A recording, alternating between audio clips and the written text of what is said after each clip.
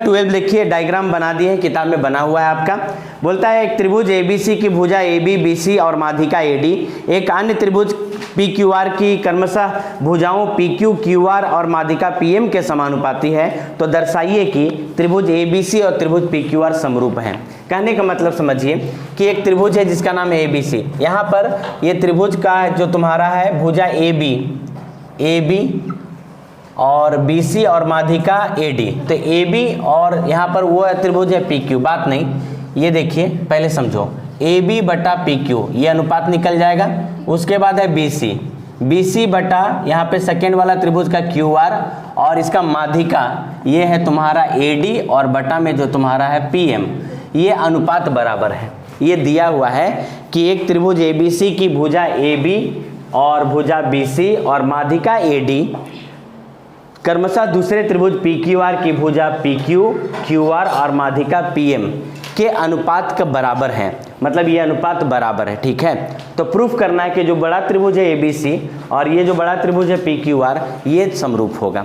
ये जो AD और ये है तुम्हारा, इसका ये माध्यिका है, ये क्या है आपका माध्यिका, समझ में आया ना, माध्यिका AD और ये भी है तुम्हारा माध्यिका, ये है तुम्हारा माध्यिका PM, ये आपका गिवन है। ठीक है, प्रूफ क्या करना है सुनिए, टू प्रूफ दैट, आपको प्रूफ करना है त्रिभुज ABC समरूप त्रिभुज PQR। क्लियर?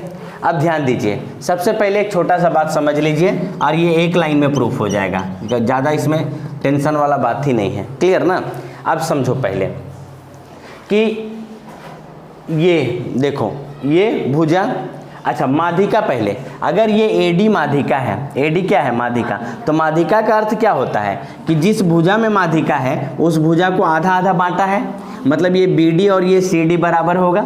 उसी तरह अगर माध्यिका PM है तो QM और RM बराबर होगा। बात समझ में आया ना? अब सुनिए इस लाइन को देखिए, सिंस पहले हम उस लाइन से ही शुरुआत करते हैं। AB बटा PQ बराबर BC बटा QR बराबर है आपका AD बटा PM। कोई दिक्कत है? इसी में हम थोड़ा सा और आगे लाइन कर ले ऐड, इसको हम रहने देते हैं AB बटा PQ बराबर BC है तो हम BC का आधा लिख लेते हैं, आधा BC बटा आधा QR, मतलब ऊपर नीचे आधा से गुना कर ले तो कोई दिक्कत है क्या? नहीं ना। ये भी बराबर होगा किसका? AD बटा PM के बराबर होगा कि नहीं? अब थोड़ा सा और एक लाइन आगे बढ़ा दें तो आपको पता चलेगा AB बटा PQ बराबर ये तुम्हारा हाफ BC, मतलब BC का आधा मतलब BD, तो हम इसके जगह पर लिख दे देंगे BD। और यहाँ पर देखिए 1 बटा हाफ QR, तो QR का आधा QM, तो इसके जगह पर आ जाएगा QM बराबर में यहाँ आ जाएगा आपका AD बटा में PM। बोलो ये बात समझ में आ गया सबको? अब देखिए तीनों अनुपात देखिए तो AB बटा PQ, BD बटा QM और AD बटा PM, ये तीनों अनुपात बराबर हो गया। तो क्या ये छोटा वाला त्रिभुज और ये छोटा वाला त्रिभुज समरूप नहीं हो जाएगा? क्योंकि तीनों भुजा का अनुपात बराबर है तो त्रिभुज S से समरूप हो जाएगा। तो इसलिए हम क्या लिख सकते हैं? इसलिए लिख सकते हैं त्रिभुज ABD समरूप त्रिभुज PQM, और समरूपता का रूल लगेगा SSS। ये बात समझ में आया कि नहीं आया? आ गया। अब बताओ अगर ये छोटा वाला त्रिभुज समरूप हो गया तो इस छोटा वाला त्रिभुज का एंगल B और इस छोटा वाला त्रिभुज का एंगल Q बराबर होगा कि नहीं होगा? समरूप हो गया। तो हम इसलिए लिख सकते हैं एंगल B बराबर एंगल Q। इसको मान लीजिए इक्वेशन नंबर 1। किसी को दिक्कत? समझ में आ गया। अब आते हैं हम लोग, नाउ हम लोग को ये पहले से दिया है कि AB बटा PQ और BC बटा QR बराबर है। क्या पहले से ये गिवन है? सिंस हम लोग को दिया है कि AB बटा PQ जो है वो बराबर है किसका? BC बटा QR का। ये बराबर है BC बटा QR का, ऐसा गिवन है। बात समझ में आया कि नहीं? क्लियर? अब देखो पहले इसको देखते हैं। ये रहा AB, ये रहा PQ, ये रहा BC और ये रहा QR। ये दोनों भुजा का अनुपात बराबर है और अभी तुरंत प्रूफ किए कि दोनों के बीच का एंगल भी बराबर। देखो यहाँ पर क्लियर? तथा एंगल B बराबर एंगल Q, ये कहाँ आपको दिख रहा है? Equation number 1। अब देखिए दो भुजा का अनुपात और उसके बीच का एंगल बराबर हो गया। इसका मतलब ये बड़ा वाला त्रिभुज और ये बड़ा वाला त्रिभुज क्या हो जाएगा, समरूप, और समरूपता का रूल लगेगा SAS। समझ में आ गया। इसलिए हम लिख सकते हैं त्रिभुज ABC समरूप त्रिभुज PQR और समरूपता का रूल लगेगा SAS। बोलो क्लियर है कि डाउट है? क्लियर हो गया ना। तो ये आपका क्वेश्चन क्या हो गया, प्रूव। तो ये था क्वेश्चन नंबर 12। नेक्स्ट क्वेश्चन देखते हैं। क्वेश्चन नंबर 13 देखिए, एक त्रिभुज ABC की भुजा BC पर एक बिंदु D है। पहले एक त्रिभुज बना लेते हैं ABC, है ना। तो देखिए एक त्रिभुज है, ये इसका नाम हम लोग रख लेते हैं ABC। ध्यान दीजिए ABC। अब इसमें बोलता है कि भुजा BC पर एक बिंदु D इस प्रकार स्थित है। तो BC पे एक बिंदु कहीं पर भी अभी हम लोग D ले लेते हैं, और वो इस प्रकार स्थित है कि एंगल ADC। तो चलिए पहले ADC एंगल बना लेते हैं, ये है D। Angle ADC is equal to angle BAC।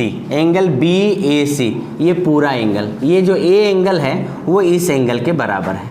समझ में आया, ये गिवन दिया हुआ है। तो दर्शाइए कि CA² बराबर CB इंटू CD। तो CA² बराबर आपको दिखाना है CB इंटू CD। तो पहला आपका गिवन आप हम बोल रहे हैं और लिख भी रहे हैं, आप साथ में लिख लीजिए। क्या है, ABC एक त्रिभुज है, ABC एक त्रिभुज है जिसके भुजा BC पर एक बिंदु D इस प्रकार, अच्छा D स्थित है लिखते हैं, D स्थित है, तथा आपको एक चीज़ और दिया है, angle ADC is equal to angle BAC। ये आपको दिया हुआ है। तो आपको प्रूफ क्या करना है, टू प्रूफ दैट, आपको प्रूफ करना है CA² is equal to CB into CD। Clear. इसका प्रूफ देखते हैं। तो हम यहाँ पर दो त्रिभुज आपको दिखाएंगे। एक त्रिभुज, यहाँ ध्यान दो, एक त्रिभुज है जिसका नाम है ABC बड़ा वाला त्रिभुज, और एक त्रिभुज है जिसका नाम होगा ADC। ठीक है, लेकिन थोड़ा सा क्रम कैसे लिखेंगे वो बताते हैं। तो पहले हम बड़ा वाला त्रिभुज का नाम लिख लेते हैं, उसका नाम लिख लेते हैं ABC, तथा अब जो छोटा वाला त्रिभुज जो बोले ये वाला, इसका नाम कैसे लिखेंगे उसको तरीका देखिए। पहला तो ये एंगल A जो है वो D के बराबर है, तो A के सामने आप D यूज कीजिए, और C, तो C के सामने तो C ही आएगा। ठीक है, अब बच गया कौन, A। ठीक है, तो ये दोनों त्रिभुज में हम लोग देखेंगे। त्रिभुज का नाम हो गया ABC और त्रिभुज का नाम हो गया DAC में। क्लियर। आप ध्यान से देखिए, तो एंगल A जो है वो एंगल D के बराबर है, और एंगल C जो है ये कॉमन है, नहीं दिखा, हाँ, तो यहाँ पे लिखेंगे एंगल A बराबर एंगल D, चाहे पूरा नाम लिख लेते हैं। ठीक है, तो क्या हो जाएगा, angle BAC is equal to angle हो जाएगा तुम्हारा ADC, ये आपका गिवन है पहला, और एंगल C बराबर एंगल C, ये आपका कॉमन हो गया। देयरफॉर त्रिभुज ABC समरूप त्रिभुज DAC, और समरूपता का नियम लगेगा एंगल। नेक्स्ट, अगर ये समरूप हो गया तो समरूप त्रिभुज का जो भुजा होता है उसका अनुपात क्या होता है, बराबर। अब हम लोग भुजा का अनुपात बराबर करेंगे, लेकिन याद रखिए प्रूफ को देख के। तो प्रूफ में देखिए सब भुजा के आगे C लिखल है, तो हम लोग भी C से ही लिखना शुरू करेंगे। ठीक है, तो जैसे यहाँ CA लिखल है तो हम यहाँ लिख लेते हैं CA। ध्यान से देखना, जो हम बता रहे सुनो, CA लिखें तो आप कहाँ सोचने जाएंगे फोटो देख के, नहीं, यहाँ पर देखिए ये क्या है, CA। तो अगर ये CA है तो यहाँ पर क्या है, देखो CD, तो इसका बट्टा में कौन आ गया, CD। समझ में आया? ठीक है, ये हो गया CD बराबर, अनुपात A को कर लिए बराबर। अब देखते हैं प्रूफ में आपको CB दिख रहा है, क्या दिख रहा है, CB, और एक दिख रहा है क्या चीज़, CD, वो CD तो आ चुका है, CB दिख रहा है। तो बड़ा वाला त्रिभुज में हम लोग CB ले लेते हैं, तो बड़ा वाला त्रिभुज में आ गया CB, तो बड़ा वाला त्रिभुज में CB, तो ये देखो CB दिखा, तो यहाँ क्या लिखेंगे, CA, तो ये हो गया आपका CA। चलिए क्रॉस गुना कीजिए, तो CA का स्क्वायर बराबर CB इंटू CD प्रूफ।